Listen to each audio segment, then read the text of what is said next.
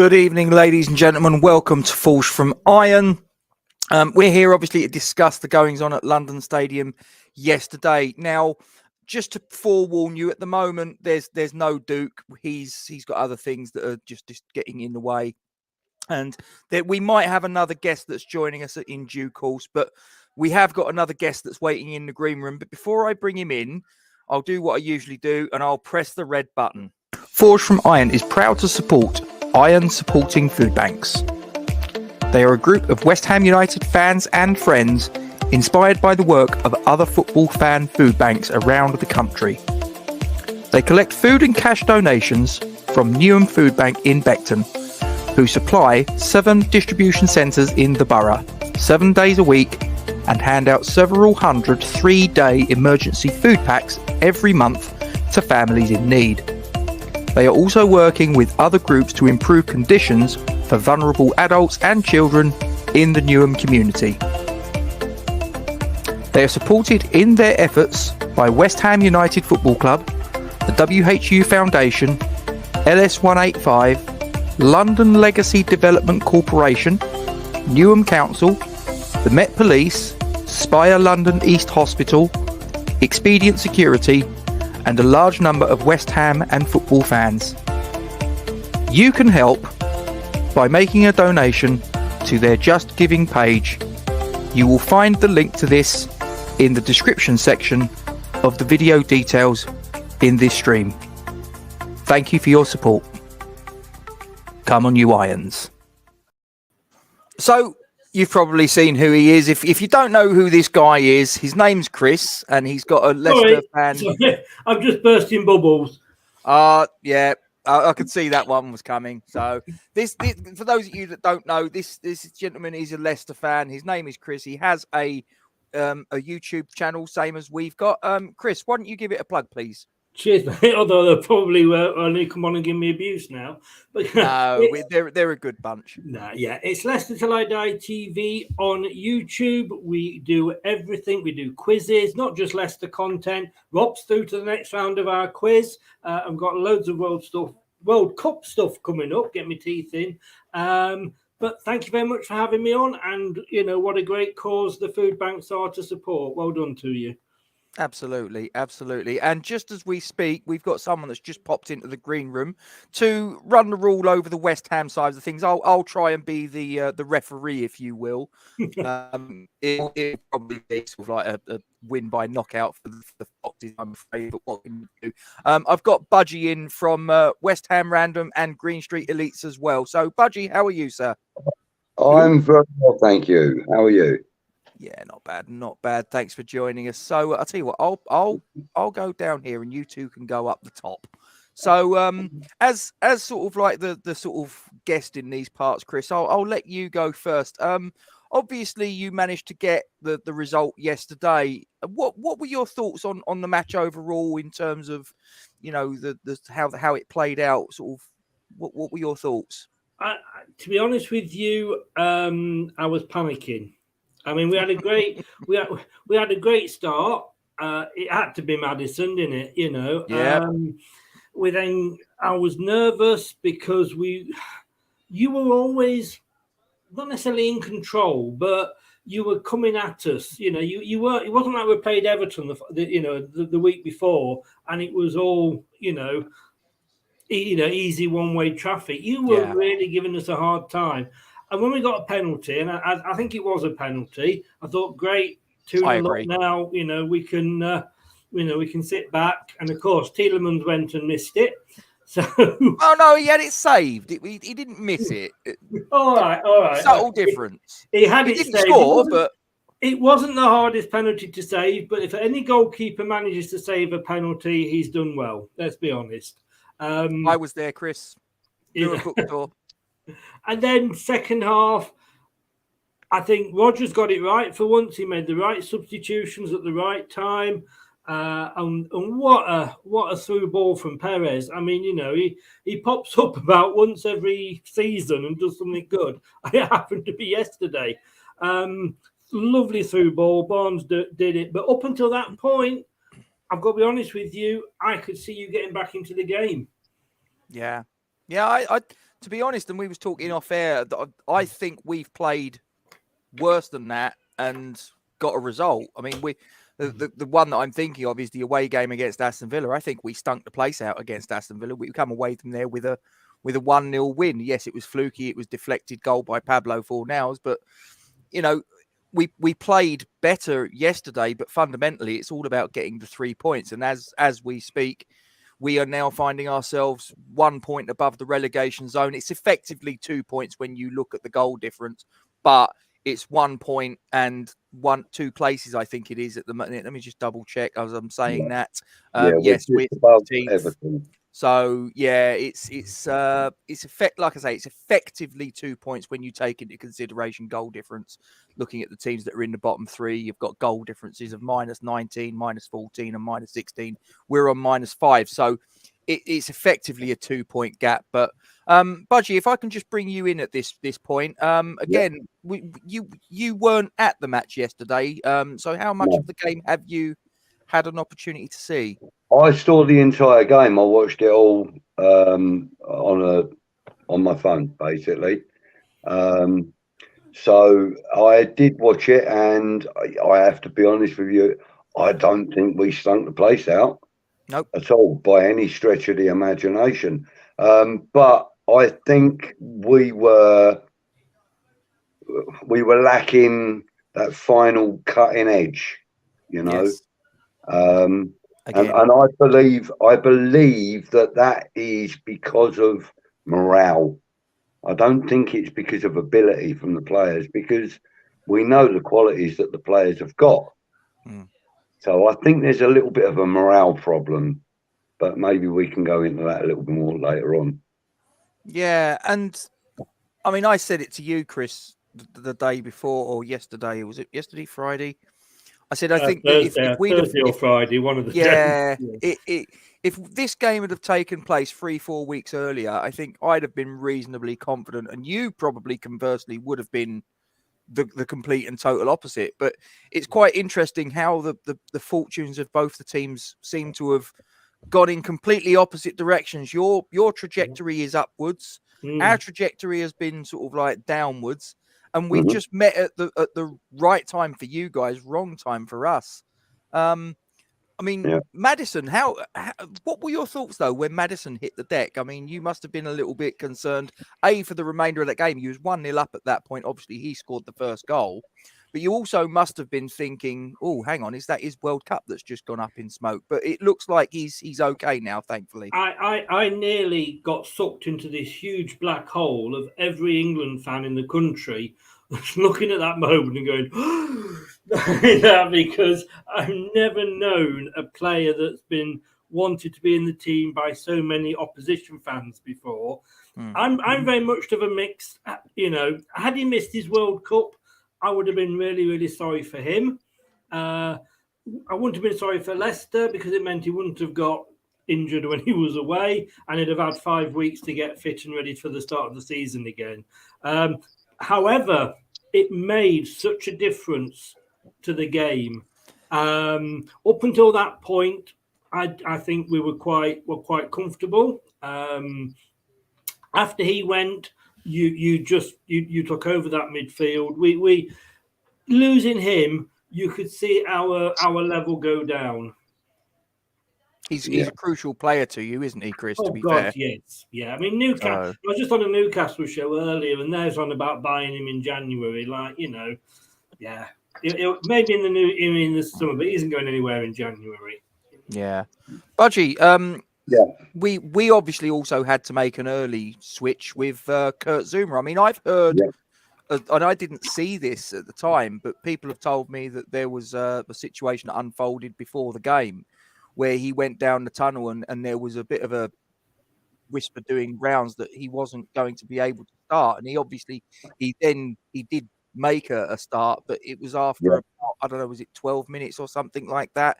He was subbed off. And I mean, what were you, again, how big a blow do you think that moment was to West Ham, in the same way that the Maddison sort of withdrawal, it was 15 minutes, excuse me, that he was substituted for good. How big a part do you think that played in the outcome of the match? I think, like I said, I think the morale of the team has had its knocks, and that was just one of them. And you know, when our players are out on the field and they're used to having Craig Dawson and Kurt Zouma behind them, they feel fairly confident that they're going to be okay. You know, when there's like a buck to the trend, as it were, and there's a forced substitution, you're going to be concerned about Kurt Zuma's future. Yep. You know, how long is it going to take for him to be fit again? And B, you're also, you know, bringing in now for Gued, and he's had how many appearances this season? Well, I think before today, I think he'd had two. Yeah. And you know, the thing is, yes, he showed what he's capable of, not to the fullest extent, but obviously, you know, the confidence level has got to have changed. Although they would have seen him on the training ground, etc., etc. You know, in a match situation, you know, it's a very different mindset. It's a very different set of pressures on the players. So, you know, that may have been playing on their minds. Look, I'm not going to make excuses. I think that, I think Leicester played well enough to get the win. And B, we played badly enough to have been beaten royally. But we didn't play, not royally. I mean, by that, I mean, we were beaten, and rightfully so. You know, we were lacking in the final third. I don't think, you know, the front four, as it were, are really gelling well enough yet. Who knows how long that's going to take to happen? But you know, I was a little disappointed with the final third. You know, I think, and that kind of jaded my view of the whole game, if I'm honest with you. You know? Absolutely. If I can just bring it back to you, Chris. What are your thoughts? I mean, obviously, there's a big, well, I say a big clamour, whether it's big or whether it's medium. There's a certain body or certain weight of opinion that's out there at the minute, rightly or wrongly, and I'm not going to sort of say which side of the fence I'm on at the minute. But David Moyes, if you were GSB as a Leicester fan, I know looking on the outside, looking in, what are you thinking that they're thinking at this moment? Do you think they should stick like you guys got off to a horrendous start this season, and your board has kept faith with Brendan Rodgers? Do you think that GSB should do the same? Well, I was about to say I'm the worst person to ask that, because 6 weeks ago I wrote for the BBC, get Rodgers out of our club now. And now I'm saying, yeah, maybe he deserves another season if he gets us into the top 10. So, I mean, it almost seems like everything we do, you do a season later. You know, you after we came fifth, and the following season you fell up behind us. You got into Europe, and you all seem to be having the season that we had last season, doing okay in Europe but struggling in the Premier League. And it's a weird season. I think you've got to stick with him, because I mean, he was very vocal, and he'd certainly let the BBC, was it the BBC or Sky, whoever, know what he'd done for you in the last two seasons. In his post-match interview, he was giving everybody a reminder of that. But look, he kept you up in his first stint, I believe, at the club. He did. And he's come back in now, and he's taken you from, I'm not being horrible here, but most seasons you were in a relegation or there or thereabouts, and he's taken you up to 5th and 6th, which you've not seen for ages. But there are questions, and I was doing this with Rodgers. I mean, I'm just looking at it there now, and it looks like you made through 2 substitutions. He made 2 substitutions. Did Moyes? Now, only one of them though was tactical, because obviously the first one was enforced. So he's made 1 tactical substitution. You can have 5. Yeah, I know. You know, and I know Brendan Rodgers, in our first game of the season, we were 2-0 up against Brentford. it got back to 2-2. Brendan Rodgers came out and said, well, you know what, the players were tired. It was the first game. Well, you used 2 substitutions. You want to get the other 3 bloody players on now. You know, at 1-0, like I say, I was worried. That because after Maddison went off, you really sort of took control. And I thought you were going to come back. And I could see it being a draw or even you sneaking a win. But he didn't do anything tactically. Like I said, made 1 substitution on the 75th minute. Yeah. Had he made some, and I don't know what your subs bench was like. I mean, I can see the players, but I don't know, you know, whether they could have made any difference. But had he maybe made some different, you know, some substitutions earlier, then you don't know. You might have got something from the game. I mean, we lost Michail Antonio. I've been told he had the flu.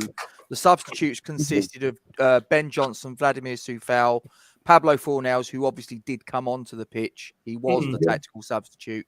Manuel Lanzini, Flynn Downs, Alphonse Areola, Angelo Ogbonna, Naya Fagerd, who was the substitute for Kurt Zouma, who was withdrawn injured early, and Emerson Palmieri. I mean, you look at that bench, and really, what is your offensive options? Well, the only one there that's really an offensive option is Manuel Lanzini. Agreed. Not really a great option. But if I come to you, Budgie, again, the fact that David Moyes got to 75 minutes in before he made his first tactical substitution, and that was the only substitution he made in the entire 90, do you think that's quite a worrying thing? I mean, I know we're probably not surprised if we're being completely honest about it, but, you know, do you think that's quite a concern? Very much so, Rob. I mean, look, we all know that David Moyes actually came out and said, look, I am not in favour of the 5 substitutes. Correct.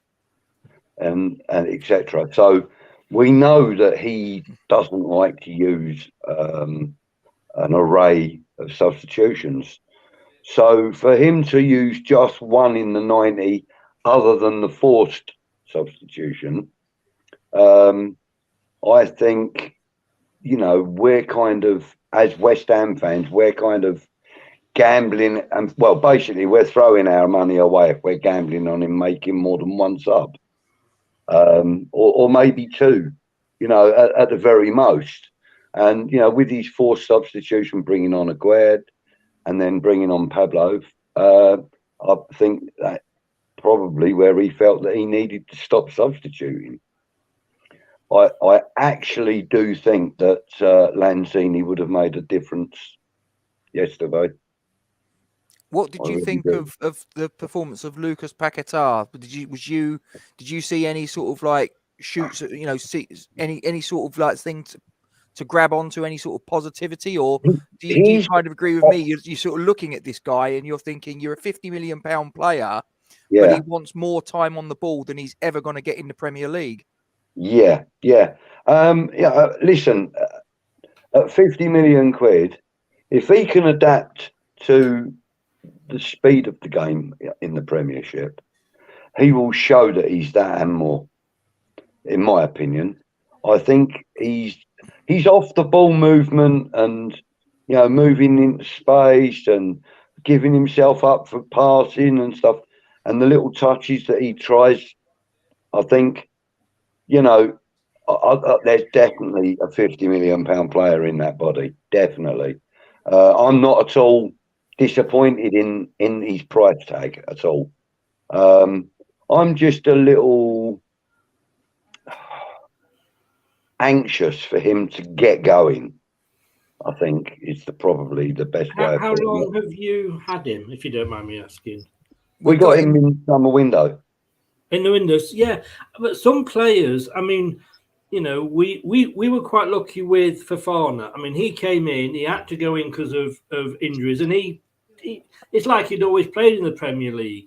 But Soyuncu, who was brilliant when he took over from Maguire, had a year to bed in. Sumare was nearly on the way out, and he'd had a year to bed in. And sometimes it does take these players that bit of time to get used to. Yeah, great. It's a different league. It's a different country. And it's a funny year because we've got this World Cup break in the middle that we've never had before. Some European players, I mean, years and years ago, you'd sign a player, you wouldn't see him for 6 weeks. And that's if they were signed from Darlington, because they'd be in the, under 23s or the reserves before they even saw the first team. Now we sign them, and within 2 weeks they're there, and we're expecting them. And I know what you're saying, because we complained about Samari, but he's suddenly become the player that we thought we'd signed. But it's taken him a year to kind of settle in and get used to British football, English football, if you like. Chris, if I might just ask you a question again, as an outside observer looking in. I'm always interested to get an objective point of view. I mean, obviously, and you had the opposite problem. You made one signing in the transfer window. Yeah, yes. But we've obviously made, I think it was 8 players that we've brought in with that £180 million budget that David Moyes had, the third highest in world football in that particular transfer window. Do you look at it and do you think that possibly that high volume of players coming into the dressing room, a lot of whom didn't have any Premier League experience, do you think that was maybe too much and that maybe we needed to sort of be a little bit more selective in our recruitment? You can make too many signings. You've done that. Look at Forest. Their players haven't gelled well, and they're in the bottom 3, and they made 20 odd signings.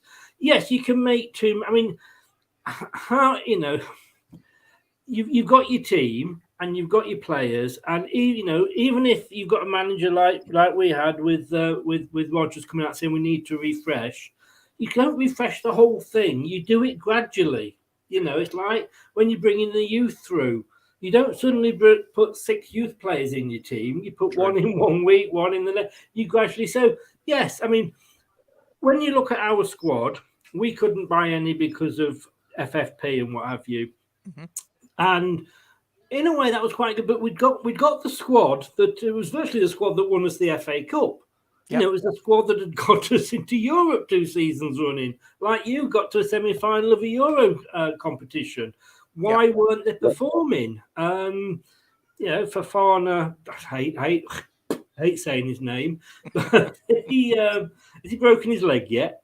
I don't think so. Do you want me to send someone round his house? Please, if you don't mind. Yeah, that'd be.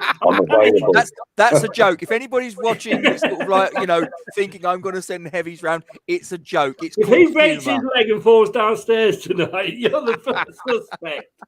But we ended up making the one. Well, we made 2 signings, but forget Smithers, the goalkeeper. We made the one signing, Face, and in a way, that has helped because the players, when it came to the point of us where we were struggling, we were bottom at one point, if you remember. Yep. The players knew each other. They knew what they can do. They were playing for Rodgers. Now, I don't know whether your players were actually playing for Moyes or not. But our players were playing for Rodgers. You could see that. Yeah, Rodgers made a couple of mistakes. Ward didn't have a very good start. The defence was a little bit all over the place. But like you say, we had Fofana going on strike.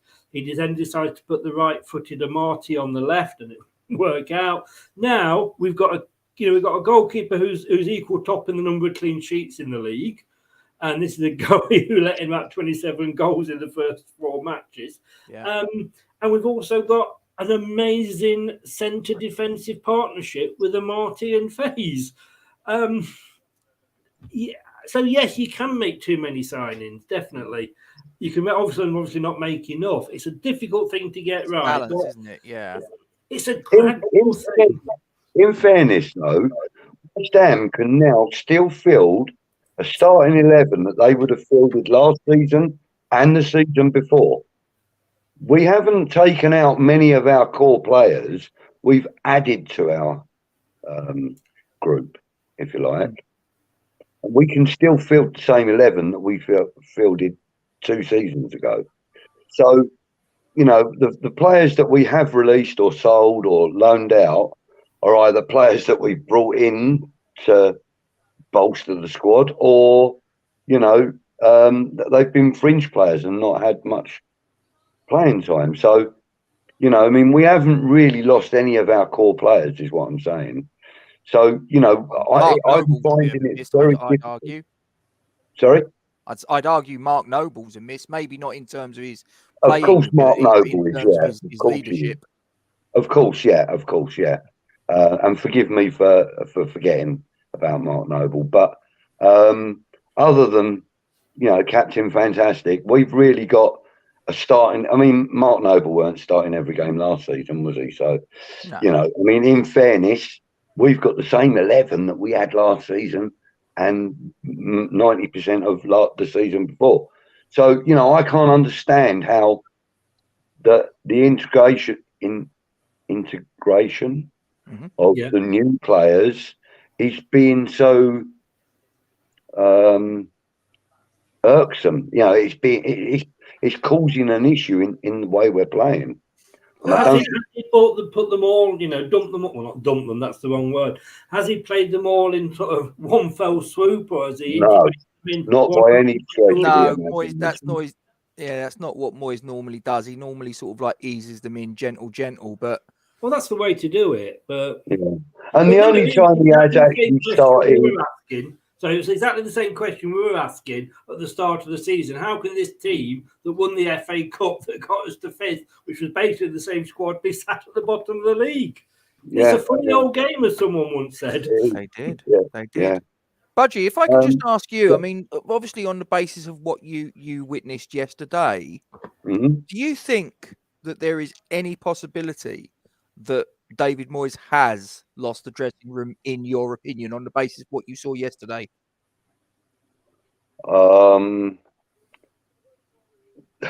There's no short answer to that, I'm afraid, Rob, really, to be fair. I think that maybe he hasn't got the confidence of some of the new players, which may be troublesome with some of the other players that have been around for a while. But like I said, I think this is pivoting on the morale side of things. I think that although, as I said, we can still field the same 11, the morale doesn't seem to be at the same high level that we've had for the last 2 seasons.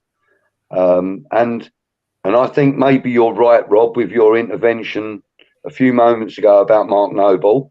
And I think you may be right. I think that may be a good 60% of the reason we're not gelling right now, because he's not there to orchestrate it. Do you know what I mean? Yeah. I mean, Paul makes this point here about same formation, same team, and it's too predictable. And this is kind of where I'm at with it. I mean, I knew the team that David Moyes was going to put out last week against Crystal Palace, and I'm fairly sure that so did Patrick Vieira. I knew the team that he was going to put out yesterday, and I'm fairly sure that Brendan Rodgers could do the same. So, Chris, if I can just bring this to you as a Leicester fan, again, just asking your opinion, does that make it easier for an opposition manager if you know the starting 11, if you know the formation, if you know exactly what you're going to be up against, that must make it easier for you as an opposition team to try and find a way to counteract that, surely? Yes, it does, obviously. But you're never 100% sure, are you? But yes, if you're thinking, right, when you're doing the tactics board and you're training, and you're saying, right, this is how they're going to come at us. They're more than likely going to come down this side, because 75% of the time they do with these players. But on the other side of it, on the flip side, as a team, you should be able, because if it is the same team week in, week out, you should literally be becoming telepathic. You should be putting balls through to people, and because you know that somebody's going to be running onto it. So you should be. I know when we got promoted from the Championship after we lost to Watford the previous season, you could pick Nigel Pearson's side 6 or 7 weeks in advance. But they played like that. They knew what they were doing. They'd put a ball into a channel, and they wouldn't be fat. Nobody was there, because somebody would be running onto it, and they knew who would be. The following season, he changed it week in, week out, and we were sat at the bottom of the league for how many weeks? So it's a double-edged sword, really. You guys should be able to be playing better because they're getting to know each other. I think the big plus for us was the fact that Antonio, and even Antonio's cardboard cutout, wasn't playing. Thankfully, that made a big difference. He always gets one against us. But Yeah, I mean, we are gonna be able to. It's just as the same with you. You know, if Vardy's going to play in, you know how he's going to play. Yeah. I mean, I think I've noticed a little bit of a trend that, you know, the teams that we were beating and performing against last season, this season we seem to have rolled over to them. And the teams that last season we were struggling against, we seem to have had better games against. So, you know, it's not a uniform like format, as it were. But what I'm saying is it's just that, like Leicester last season, you didn't beat us, did you? Last season, no. So you stopped us in the first game, to be honest. Yeah. You know, and I think the season before that, I think we shared the spoils in one, and we beat you in the other. We beat you at home and drew at your place. I think it's been about 3 or 4 seasons since we actually beat you.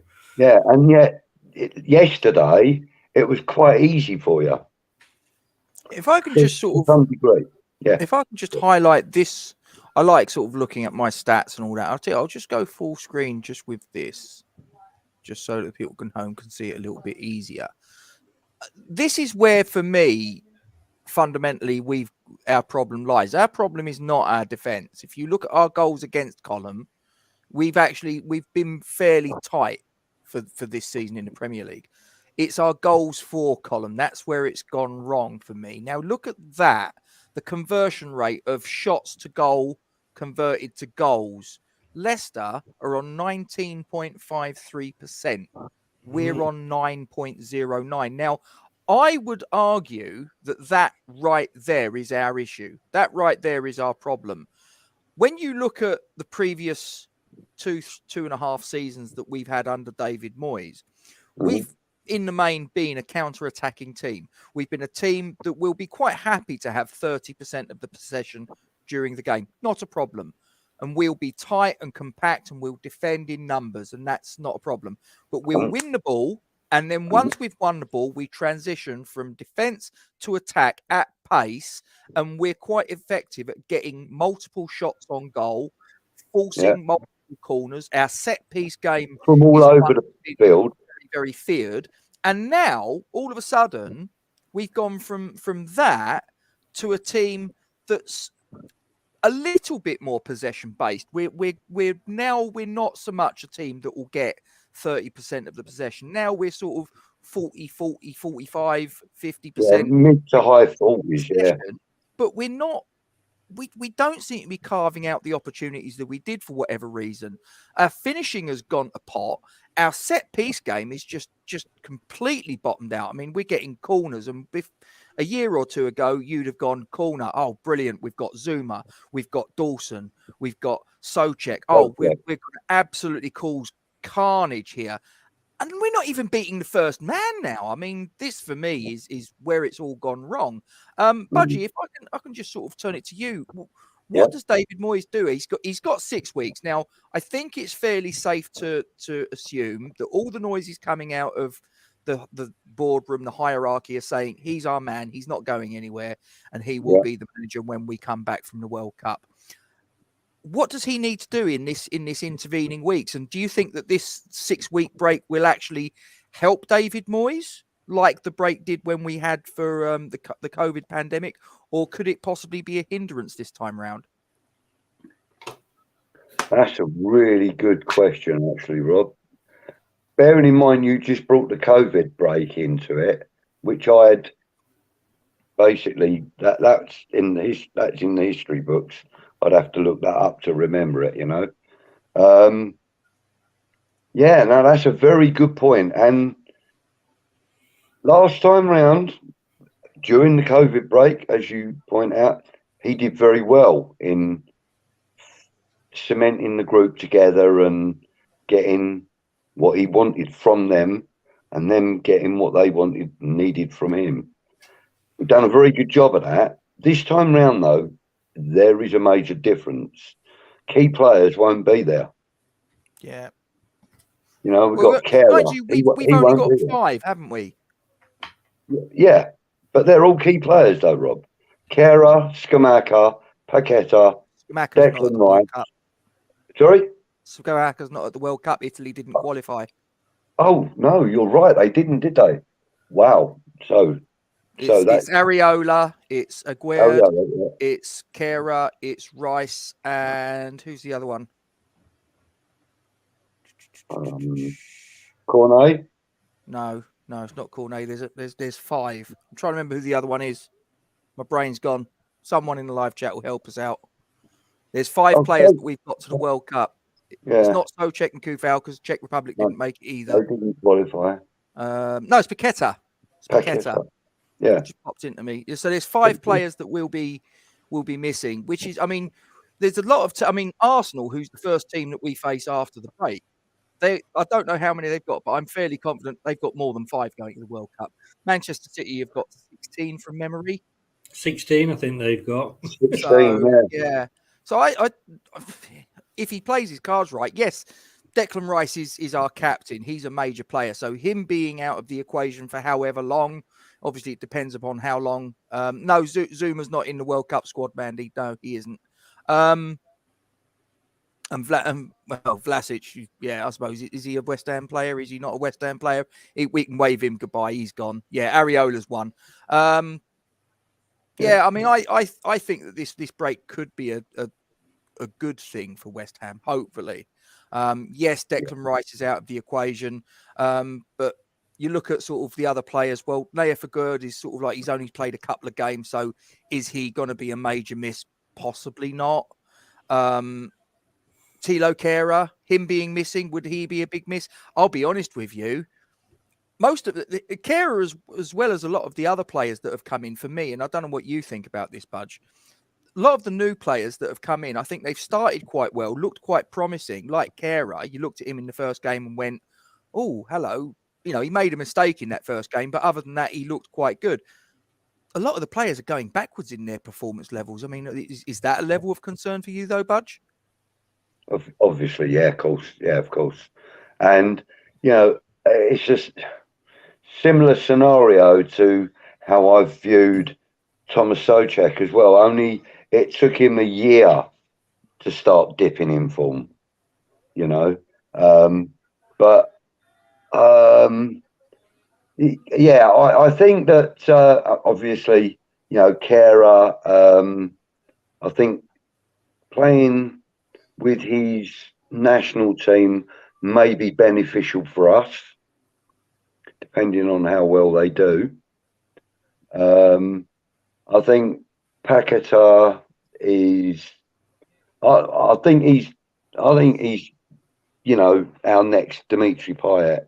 If I'm honest with you, I don't mean in the way that he's going to leave the club or anything. I mean in the way that he will just light up every time the ball's at his feet. I'm pretty sure of it. I just have this. I have this feeling about him, you know, and I think that him going to the World Cup will be very good for him. It's not going to be such a good thing for David Moyes, though, because it's the newer players that he needs to wrap himself around a little bit.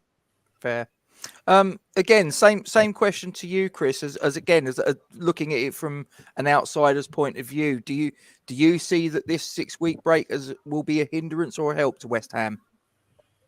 I think to any club that's at the bottom and is struggling, it's going to be a help. For us, we don't. We could do without it because we've just hit a good run of form. But yes, because. Yeah, okay, so you got 5, 6 players going, but it should give Moyes time with the red players that aren't going to maybe put a few things right. I mean, I don't know if they're going off for warm weather training or whatever. I know Leicester are. I know, but Newcastle have given the players a couple of weeks off. But yeah, it is and this is why, of course, you know, everybody's saying this is the best time to get a new manager in. I mean, I know they're not going to, but yeah. you've got to say that after this break, depending who you're playing, I mean, when we come back, we've got Newcastle and Liverpool. Great. But, it's a time when he can do things that, that are concerning him, can hopefully try and put them right on the training park. And if he comes back and it's still as bad, then maybe that is a reason for concern. Fair enough. Budgie, Arsenal first game back after the break. Oh, Brent, that's at the Emirates, so we're not getting anything there. I think it's fair to say, but you might think otherwise. But the first 3 games after the return from the World Cup are against Arsenal at the Emirates, against Brentford at London Stadium, and against Leeds United. I'm not too sure, in all honesty, is that at Elland Road or not? Let me just check. That is at Elland Road. So 1 at home, 2 away. What are you expecting from those first 3 games? Optimistically, I'd like to see 3 points minimum. 3? Yeah. Okay. Yeah. Do you think that's setting the bar? I mean, personally, this is just my opinion. I can't see we're going to get anything out of the Arsenal game away. If we do, it's a bonus. But it's very much, look, he's not got a track record of going away to top 6 clubs and getting results. He just hasn't, regrettably. Yeah. I look at the 2 games away against Leeds, at home against Brentford, and I think if we can get 4 points out of those 2, I think that's not bad. That's not bad going. The problem is obviously is that what the other teams will do around us. But I'm looking at that and I'm thinking 4. But I've heard a whisper that they've apparently given him the hierarchy. This is a story that I've heard, and I don't know whether it's its validity and all the rest of it. I've heard they've given him a target of 5 points from those 3 games. Now, if that is a set in stone target, 5 points in those 3 games. Otherwise, Mr. Moyes, we're going to hand you a P45. I got to be honest with you, Budge, and also you, Chris. I can't see that happening. I really can't. Me neither. That's a draw against Arsenal. Win and 2 draws, isn't it? A draw, and then another draw and a win. Yeah. So they're expecting 2 draws and a win. Same story as me. Just who have you got again? We're away against Arsenal, then we're home against Brentford, then we're away against Leeds. So I look at that, and the story, as Paul said, he's heard the same story as me. The whisper is that he's been given a target of 5 points. Now, the problem with, like I say, if you give someone a target and you say it's definitively 5 points, if he gets 4, so okay, does that mean he's getting sacked on the basis that he's 1 point short? Is that where we're going with this? I think it's dangerous territory to go into of setting that because if you've heard it, everybody else has heard it. The players have no doubt heard it, and they're not going to be able to play as well if they've got that albatross around the neck. You're not going to get anything from Arsenal, or I'd be very surprised. And that's no disrespect, but I just think Arsenal. I'd say the same for Leicester. Brentford, I'd say the same for Man City at the moment as well. Yeah. Brentford and Leeds. On paper, you should be looking at that. And if this was this time last year, you're probably looking at a couple of wins. Yeah. I don't know with Leeds. It's just, I mean, they were lucky in the last game. They came back to, against Bournemouth. That was naivety from Bournemouth, Leeds have been here a couple of years now in the Premier League. They handled that better. So I reckon you could probably beat Leeds. Not sure about Brentford. Depends which Brentford's turn up. You should definitely get 4 points out of Leeds and Brentford. Yeah, I look at that and I think 4 points. I think 5 is 5. We got 1 point out of Brentford last season. We didn't get any. They beat us home and away. They did indeed. You're right, Rob. Right. We didn't get anything. We lost 2-1 at home and we lost 2-0. Was it 2-0 or 1-0 at theirs? Yeah, I believe. Yeah, They were having a good sticker. It was the first season up last season, wasn't it? Yeah. And Ivan Toney can't get in the World Cup squad, but Callum Wilson can. I know, and he can, score 2 winning goals against Man City, and still don't get a nod. Yeah, and then Callum Wilson was always going to happen. Was out injured, wasn't he? Yesterday. Yeah. Brilliant. Well done, Gareth. But quality. There you go. Anyway, right. I think we're gonna wrap it up there. We've been going for about 40 odd minutes, gentlemen, and I do appreciate your time and commitment to the calls. Before we say goodbye to one another, I am gonna press, in Duke's absence, the big red button. Forge from Iron is proud to support Iron Supporting Food Banks. They are a group of West Ham United fans and friends inspired by the work of other football fan food banks around the country. They collect food and cash donations from Newham Food Bank in Beckton, who supply 7 distribution centres in the borough, 7 days a week, and hand out several hundred 3-day emergency food packs every month to families in need. They are also working with other groups to improve conditions for vulnerable adults and children in the Newham community. They are supported in their efforts by West Ham United Football Club, the WHU Foundation, LS185, London Legacy Development Corporation, Newham Council, the Met Police, Spire London East Hospital, Expedient Security, and a large number of West Ham and football fans. You can help by making a donation to their Just Giving page.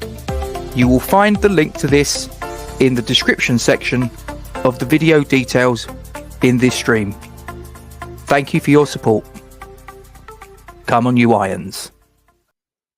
And before we go, there's 31 of you watching live now, and obviously if you watch this at a later stage, please do us a favour and drop a like on the stream. If you're watching it on Facebook and YouTube, if you could do us a favour and just nip over to YouTube real quickly, just put a like on the stream. It helps the old channel algorithms and get us out there to a few more people than would otherwise be the case. That's really kind of you. Before we do disappear, I'll give you two gentlemen the opportunity of giving your respective channels a quick plug. So, Budgie, I'll let you go first, and then I'll let Chris do his. Right, thank you. Green Street Elites. It's on YouTube. It's going to have a little bit of a relaunch in the next week or two, so look out for that. And it'll be mostly interview-based material. And hope you enjoy it. Have a look. Thank you. No worries. And now your turn, Chris. Well, first of all, thanks for having me on. Be sure to give this channel your support if you're not doing already, and support the food banks as well.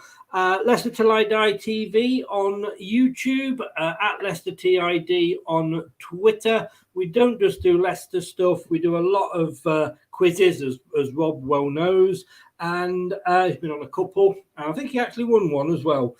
We've got a lot of world stuff coming up as well over the next month. So, get over and just give us a check out, see if you like us or not. Appreciate it. Okay, gentlemen, I'm going to knock it on the head there. As I say, guys, thank you very much indeed for watching. Thank you to you two gentlemen for joining us. And that's our last match review for a good while yet. It will be Christmas. Well, it'll be probably the day after Boxing Day, the next time we do a match review. I don't know what I'm going to do for the next 6 weeks, boys. It's going to be like, what's going on? Very, very odd, but I'm sure we'll find things to do. But only Fools and Horses quizzes on the channel. I might have to fill my time with things like that. But anyway, guys, thanks very much for joining us. Stay safe, be lucky. Come on, you Irons, and have yourself a great rest of the weekend.